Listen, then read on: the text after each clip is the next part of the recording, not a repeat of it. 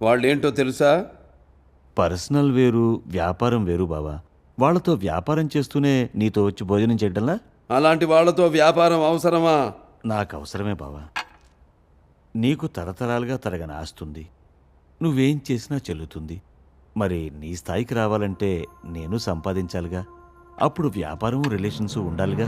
అంటే నా స్థాయికి రావాలని నువ్వు చేసే వ్యాపారంలో 10 మంది జీవితాలు పోతే? అలాంటి లెక్కలేసుకుంటూ కూర్చుంటే వ్యాపారం ఎలా చేస్తాం బావగారు?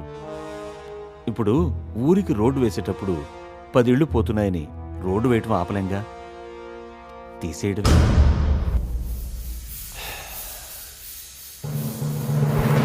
ఇవన్నీ కాదబ్బాయి, క్లారిటీగా ఒక్కటే చెప్తున్నా.